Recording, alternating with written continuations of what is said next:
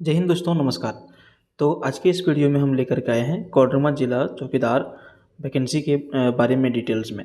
दोस्तों, अगर यदि आप झारखंड में कोडरमा जिला के निवासी हैं तो आप इस वीडियो को अंत तक जरूर देखें, क्योंकि कोडरमा जिला में जो है चौकीदार का वैकेंसी आ गया है और फार्म भराना चालू भी हो गया है। आपको बता दें दोस्तों कि इस फार्म को भरने का जो तिथि रखा गया है वो 25/7/2024 से लेकर के 17/8/2024 तक रखा गया है। और आपको हम बता दें कि इस फार्म को भरने के लिए जो है क्या प्रक्रिया रहेगा, क्या डॉक्यूमेंटेशन रहेगा और भी क्या इसमें प्रोसेस रहेगा, वो सारा जानकारी हम आपको इसमें बताने वाले हैं। सबसे पहले तो आपको हम बता दें कि टोटल पोस्टों की जो संख्या है वो है 95, यानी कि 95 सीट पर जो है वैकेंसी यहाँ पर निकाली गई है। ठीक है, जिसमें जनरल कैटेगरी में 52 है, अनुसूचित जनजाति 16 है, अनुसूचित जाति और पिछड़ा वर्ग 0 है, अत्यंत पिछड़ा वर्ग 17 है और EWS यानी कि जो इकोनॉमिकल वीकर जो हैं उनके लिए 10 सीट है। ठीक है, खेलकूद कोटा में 2% आरक्षण है, उसके लिए 1 सीट है, अंधापन में 1 सीट है, बहरापन 1 सीट है, चलन निःशक्तता 1% में 1 सीट है और सवलीनता एवं बहुनिःशक्तता के लिए 1 सीट है। तो टोटल यहाँ पे आपका हो गया 95 सीट। और सबसे बड़ा बात यह है कि इस फार्म को भरने का जो तरीका है वो है आपका ऑफलाइन। ठीक है, तो इस फार्म को कैसे भर पाएंगे तो इस फार्म को आप भरेंगे ऑफलाइन। और ऑफलाइन भरने के लिए कौन सा डॉक्यूमेंट चाहिए, कैसे आप इसको भेज सकते हैं, कहाँ से आपको फार्म मिलेगा, सारा जानकारी डिटेल में वीडियो के अंत तक बने रहिएगा। चलिए, यहाँ पर आपको हम एक दो चीज़ जो नॉर्मल चीज़ है उसको हम बता देते हैं। यहाँ पे देखिए आरक्षण के बारे में लिखा हुआ। ठीक है, आरक्षण के बारे में लिखा हुआ कि आरक्षण आपको जिस तरह से आपके जिला के अंतर्गत मिल रहा है उसी तरह से इसमें भी आरक्षण लागू होगा। क्षैतिज आरक्षण में बोल रहा है कि जो खेलकूद कोटा से जो व्यक्ति हैं उनके लिए 2% का आरक्षण रखा गया, जैसा कि अभी आप लोगों ने देख लिया। 1 सीट उनके लिए है। ठीक है, जो चलने फिरने में दिक्कत है उनको 4% के लिए जो है छूट दिया जा रहा है, यानी कि उनके लिए रिजर्व किया जा रहा है। तो पदों की संख्या उसके लिए 4 हो गया। उसके बाद यहाँ पर दोस्तों महिला जो है उनके लिए 5% सीट जो है आरक्षित रखा गया, यानी कि किन्हीं का हो या ना हो महिला का 5% सीट आरक्षित रखा गया है। इसमें आपका सीटों की संख्या हो गया 5। तो महिला के लिए बहुत ही बढ़िया चीज़ है। अगर यदि कोई महिला हैं, पढ़ी लिखी हैं, दौड़ने वगैरह में तेज़ हैं तो उनके लिए ये बढ़िया है, फार्म को जरूर भरना चाहिए। ठीक है, सारा नियुक्ति का जिम्मा यहाँ पे देखिए जो दोस्तों जो दिया गया है वो दिया गया है उपायुक्त को। मैक्सिमम यहाँ पे उपायुक्त के अध्यक्षता में ही ये जो है परीक्षा वगैरह संपन्न किया जाएगा। सबसे बड़ा बात है कि इस फार्म को भरने के लिए आपके पास एजुकेशनल क्वालिफिकेशन क्या होना चाहिए, कितने पढ़े लिखे होना जरूरी है इस फार्म को भरने के लिए। तो बहुत ही कम। आजकल अगर यदि कोई भी व्यक्ति मैट्रिक और सिर्फ मैट्रिक पास हैं तो इस फार्म को भर सकते हैं। ठीक है, और वहाँ का जहाँ से आप फार्म भर रहे हैं वहाँ का स्थानीय रीति रिवाज एवं भाषा का ज्ञान होना अनिवार्य है। 2 चीज़। तीसरा चीज़ है कि आप अगर यदि इस फार्म को भर रहे हैं तो आपको जो है साइकिल चलाने का भी नॉलेज होना चाहिए। अच्छा, 10वीं पास का जो बात है वो कब तक 10वीं पास होना चाहिए, तो 1/7/2024 तक 10वीं कक्षा उत्तीर्ण होना अनिवार्य होगा, वही लोग इस फार्म को भर सकते हैं। ठीक है, और उसके बाद 7 नंबर में यहाँ पे देखिए चरित्र के बारे में लिखा है। तो वही लिख रहा है कि अभ्यर्थी का चरित्र अच्छा हो एवं आपराधिक इतिहास नहीं हो। चरित्र की जांच नियुक्ति के पूर्व नियुक्ति प्राधिकार द्वारा करवाई जाएगी, माने कि कैरेक्टर सर्टिफिकेट आपके पास अगर यदि हो जाए तो बेटर रहेगा। ठीक है, वही चरित्र है। उसके बाद इसको भरने के लिए न्यूनतम आयु सीमा जो रखा गया है 18 वर्ष रखा गया है और अधिकतम आयु सीमा रखा गया है 50 वर्ष। जनरल के लिए यदि आप हैं तो आप 35 वर्ष तक भर सकते हैं। BC1 BC2 के लिए हैं तो 37 वर्ष भर सकते हैं। महिला जनरल या फिर OBC में आते हैं तो 40 वर्ष। अनुसूचित जाति अनुसूचित जनजाति की महिला पुरुष दोनों 40 वर्ष तक इस फार्म को आप भर सकते हैं। ठीक है, चलिए, जो व्यक्ति पहले से चौकीदार वाला काम कर रहे हैं वो अगर यदि इस फार्म को भरना चाहते हैं तो माननीय उच्च न्यायालय के न्यायाधीश से प्रभावित आच्छादित के लिए अधिकतम उम्र सीमा को एक बार की नियुक्ति प्रक्रिया के लिए शिथिल किया गया है। समझ गए। चलिए, इसमें भी आयु की गणना जो होगी 1/7/2024 के हिसाब से होगी। उसके बाद सबसे बड़ा बात यहाँ पे जो है दोस्तों कि अभ्यर्थी को संबंधित बीट क्षेत्र का अस्थायी निवासी होना अनिवार्य होगा, जिस बीट में रिक्ति के विरुद्ध वे आवेदन समर्पित करेंगे। अब आपको यहाँ पे ये नया चीज़ लग रहा होगा कि ये बीट क्या है, तो आइए सबसे पहले हम आपको बीट ही दिखा देते हैं कि बीट क्या होता है। ठीक है, देखिए ये है मान के चलिए आपका वैकेंसी कहाँ कहाँ पे निकला है सो, ठीक है। तो ये आपका जैसे मान के चलिए अंचल का नाम हो गया सतगावा, बीट संख्या लिखा हुआ 1/6, यही 1/6, और यहाँ पे संबंध ग्राम का जो नाम है मोदीडी, मननपुर, झरगांव, और नवादपुर। पंचायत का नाम है मीरगंज। अभियुक्ति जैसे यहाँ पे क्या है, रिक्त है। तो वही बोल रहा है कि अगर यदि आप 1/6 बीट संख्या में कौन कौन सा गांव है, ये सारे गांव, यहाँ के अगर यदि आप अस्थायी निवासी हैं तो ही आप इस फार्म को भर सकते हैं। मैंने जहाँ जहाँ पद की पोस्ट की जो संख्या है रिक्त है, खाली है, वहाँ का अस्थायी निवासी आपका होना जरूरी है। समझ गए? चलिए, तो बीट समझ गए। अब हम आपको और भी डिटेल में आगे बताने वाले हैं। इसको हम समझाने के लिए आपको यहाँ पे थोड़ा सा साइड करके फोकस किए थे, ठीक है। चलिए 10 नंबर देखिए। 10 नंबर में जैसा कि अभी हमने आपको बताया कि साइकिल चलाने का ज्ञान होना आवश्यक है। तो आजकल हर कोई साइकिल चला लेता है। अच्छा, इसका जो प्रक्रिया होगा, ठीक है, इसका जो प्रोसेस होगा, परीक्षा वगैरह कैसे होगा, कैसे दौड़ होगा, कब होगा, ये अब हम लोग समझ लेते हैं। तो 11 नंबर में देखिए लिखित परीक्षा होगा। अगर यदि आप फार्म को बढ़िया तरह से भर लेते हैं तो आपका जो है लिखित परीक्षा आयोजित की जाएगी, रिटन एग्जामिनेशन। तो इसमें क्या प्रक्रिया होगा? तो सर्वप्रथम अभ्यर्थियों की लिखित परीक्षा 50 अंकों की ली जाएगी, ठीक है, समझ गए। लिखित परीक्षा 50 नंबर की ली जाएगी। लिखित परीक्षा में जिला से संबंधित सामान्य ज्ञान एवं स्थानीय भाषा से संबंधित प्रश्न पूछे जाएंगे। आप जैसे कोडरमा जिला के हैं तो कोडरमा जिला के बारे में, उसके जीके के बारे में, स्थानीय भाषा से संबंधित प्रश्न और वहाँ के जीके के बारे में पूछा जाएगा। लिखित परीक्षा में न्यूनतम 30% अंक प्राप्त करना अनिवार्य होगा। हालांकि अभी रामगढ़ जिला में परीक्षा हो चुका है, बहुत ही ज़्यादा टफ क्वेश्चन नहीं रहता है, क्वेश्चन ईजी रहता है, तो घबराना नहीं है कि कैसे एग्जाम निकलेगा नहीं निकलेगा। तो उसके लिए है कि 50 प्रश्न में से कम 30% अंक आपको लाना अनिवार्य होगा। अगर यदि आप 30% अंक नहीं लाते हैं तो आप एग्ज़ाम में फेल हो जाएंगे। सफल उम्मीदवारों की सूची 1:3 के अनुपात में तैयार की जाएगी। मैंने एक सीट है तो उसके लिए 3 लड़का को पास किया जाएगा, ताकि इन फ्यूचर कभी किसी तरह से 1-2 छंट जाए तो एक कम से कम बचे। लिखित परीक्षा के पाठ्यक्रम सामान्य ज्ञान एवं स्थानीय भाषा से संबंधित 50 बहुविकल्पीय प्रश्न, जिसके लिए 1.5 घंटे का समय होगा, ठीक है। स्थानीय भाषा जैसे कि आप मान के चलिए कोडरमा में बहुत सारा, अभी हम आपको बताएंगे कौन कौन वहाँ पे स्थानीय भाषा है। खोटा हो गया, हो मुंडारी वगैरह जो है, और आपका जो जीके है, ये सभी क्या रहेंगे, ये सभी बहुविकल्पीय प्रश्न रहेंगे, ठीक है। बहुविकल्पीय मतलब ऑब्जेक्टिव वाला प्रश्न। गलत उत्तर के लिए अंक की कटौती नहीं की जाएगी, मतलब कि नेगेटिव मार्किंग नहीं है, ठीक है।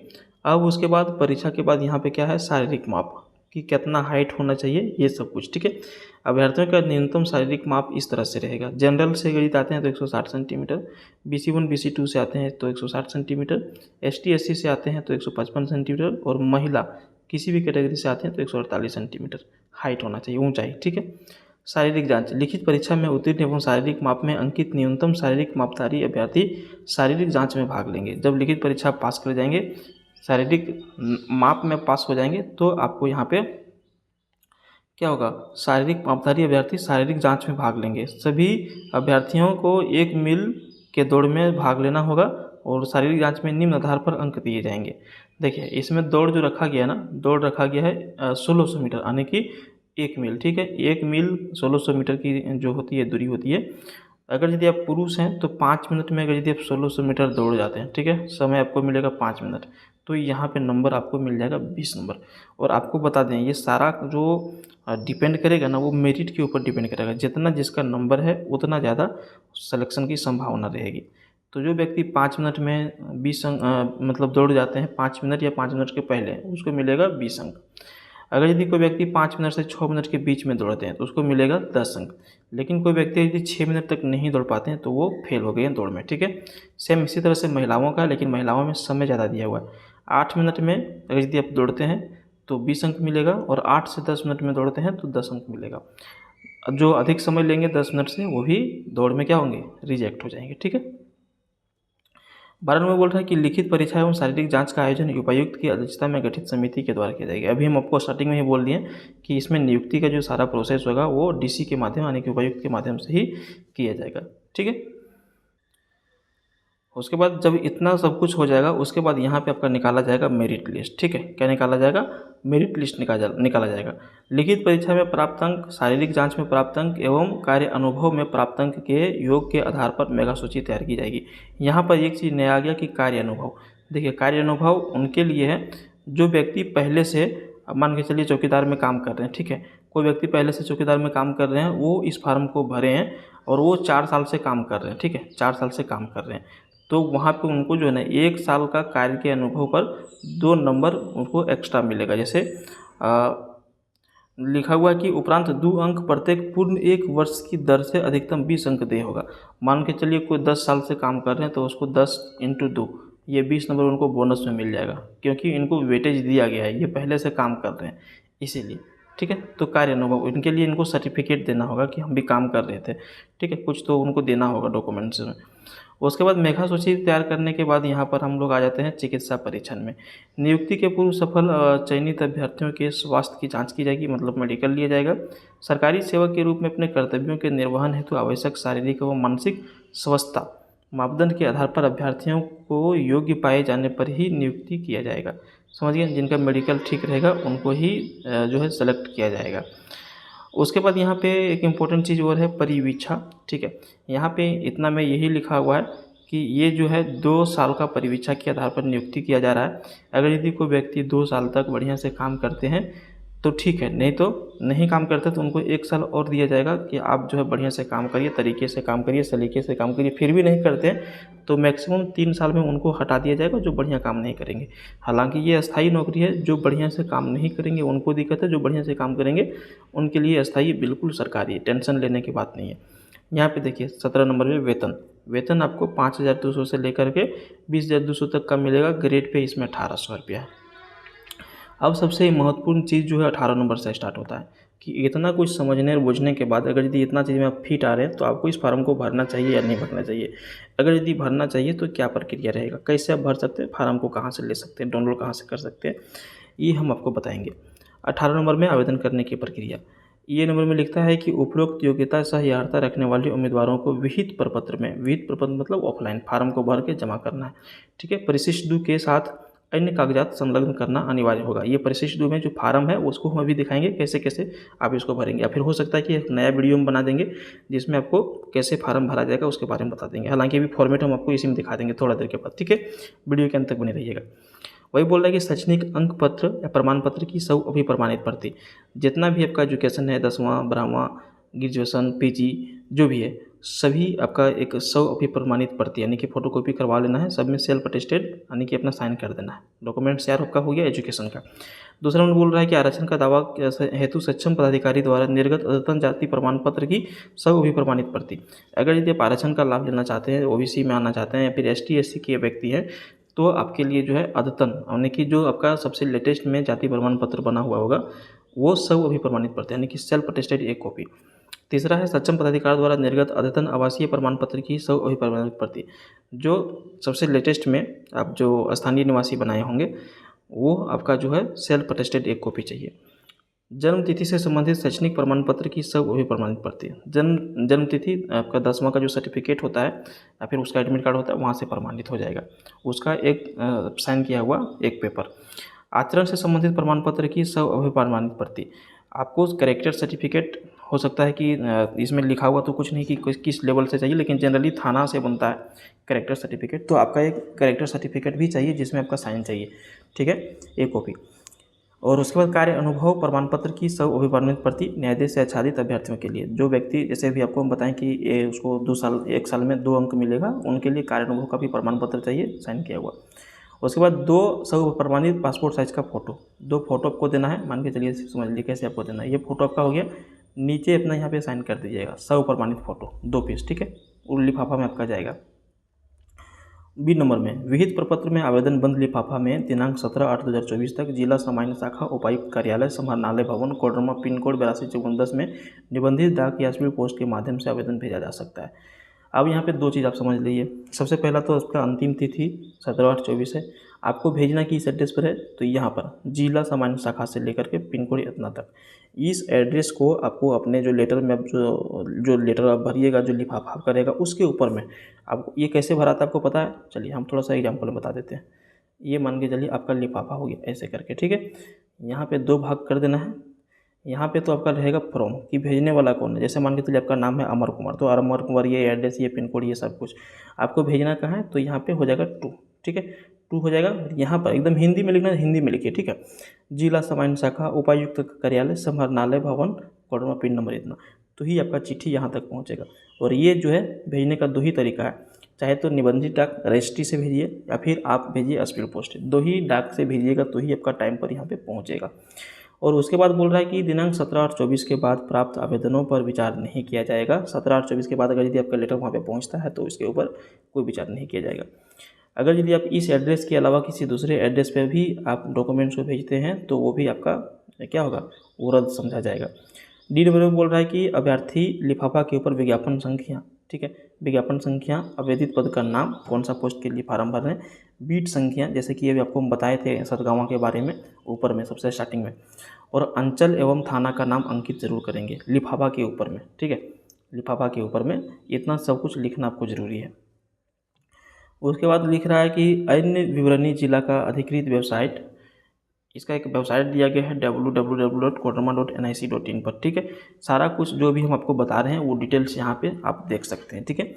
उसके बाद इस फार्म को भरने के लिए एग्जामिनेशन फ़ी भी रखा गया है, जिसमें जनरल और ओबीसी वर्ग के लिए 200 रुपये रखा गया है, ठीक है, कितना 200 रुपये। अनुसूचित जाति जनजाति के लिए 100 रुपये रखा गया है। इसको जो है आप कैसे जमा कर सकते हैं फीस, तो भारतीय पोस्टल ऑर्डर, ये पोस्ट ऑफिस में आप चले जाइएगा, वहाँ से मिल जाएगा, या फिर बैंक ड्राफ्ट जो उपायुक्त कोडरमा के पदनाम से भुगते होगा संलग्न करना अनिवार्य है। दिव्यांग अभ्यर्थियों एवं महिला अभ्यर्थियों के लिए परीक्षा शुल्क निःशुल्क है, तो महिला और दिव्यांग व्यक्ति के लिए परीक्षा शुल्क नहीं लग रहा है, ठीक है। परीक्षा की तिथि दैनिक स्थानीय समाचार पत्रों के माध्यम से प्रकाशित कर दी जाएगी। जब आप फार्म भरेंगे, आपका एडमिट कार्ड वगैरह आएगा, इतना सारा कुछ हो जाएगा, तो क्या है, तो परीक्षा का जो है आपका जो डेट निकलेगा वो पेपर के माध्यम से मिल जाएगा, या फिर अगर यदि हमको पता चलेगा तो हम भी आपको जो है ज़रूर वीडियो बना के आपको जो है समझा देंगे, ठीक है। तो ये आपका समझ गए, ये आपका जो है बीट वगैरह था। जिस क्षेत्र से आप हैं उसी क्षेत्र में आप फार्म भरेंगे, उसका स्थायी निवासी आपको होना अनिवार्य है। तो हम इसको जो है ना धीरे धीरे स्क्रॉल कर देते हैं। आप ना इसका क्या करिएगा, स्क्रीनशॉट लेते चलिएगा, ठीक है, ताकि आपको पता चल जाए कि आपका क्षेत्र में है कि नहीं, ठीक है। तो देखिए यहाँ पर एक से लेकर के 6 नंबर तक आप स्क्रीनशॉट ले लीजिए, ठीक है। चलिए ले लिए। अब यहाँ से फिर यहाँ तक आप स्क्रीनशॉट ले लीजिए। डोमचांच एरिया में, डोमचांच एरिया में देखिए यहाँ पे जो है दिया गया है फुलवरिया, कर्मा, कुसमय, ताराटांड़, पुरनाड़ी, और उसके बाद पारहो, बेलाटांड़, सिजुआ, बथनिया, सफ़ी बाज़ार, जोड़ा, सिमर, पूतो, इस हर जगह में सीट खाली है, ठीक है। डोमचांच का ही ये है। चलिए स्क्रीनशॉट नहीं है, करिए स्क्रीनशॉट ले पा रहे हैं तो वीडियो को थोड़ा सा रोक के स्क्रीनशॉट ले लीजिएगा, हम ज़्यादा रोकेंगे तो फिर ज़्यादा टाइम लग जाएगा। अब आ गया कोडरमा 9 नंबर तक, यहाँ तक स्क्रीनशॉट ले लीजिए। गझंडी तक। चलिए मरकच्चो का भी वैकेंसी निकला हुआ है, जयनगर का निकला हुआ है, चंदवारा, इन जगह जो है वैकेंसी निकला हुआ, ठीक है। अब आपको यहाँ पे जो है इस फार्म को कैसे भरना है, तो हम इसको एक दूसरा वीडियो में बता देंगे कि फार्म को कैसे भरना है। अभी आप सिर्फ ये इस फॉर्मेट को आप समझ लीजिए कि इसमें क्या क्या आपको भरना होता है। और ये फार्म जो आपको भी हम वेबसाइट जो ऊपर में दिखाएँ www.koderma.nic.in, वहाँ से आप इसको डाउनलोड करके भर सकते हैं, ठीक है। आपको देखिए यही वाला फॉर्मेट में आपको भर के जमा करना है। हम दूसरा वीडियो आपको दे देंगे कुछ देर में या फिर कुछ समय के बाद अवेलेबल करवा देंगे। बहुत ही ईजी है, आप आराम से इसको भर सकते हैं। उसके बाद इसी फार्म में आपका एक एडमिट कार्ड जो आपका रिटर्न उधर से आएगा वो भी आप ही को भरना है। यहाँ पर भी एक फ़ोटो आपको चिपकाना है, एक ऊपर वाला फार्म में चिपकाना है, 2 फोटो आपको वहाँ पे भेजना था, ठीक है। तो चलिए उम्मीद करेंगे कि ये वीडियो आपको पसंद आया तो लाइक करिए और अगला वीडियो देखने के लिए चैनल को सब्सक्राइब करिए। धन्यवाद।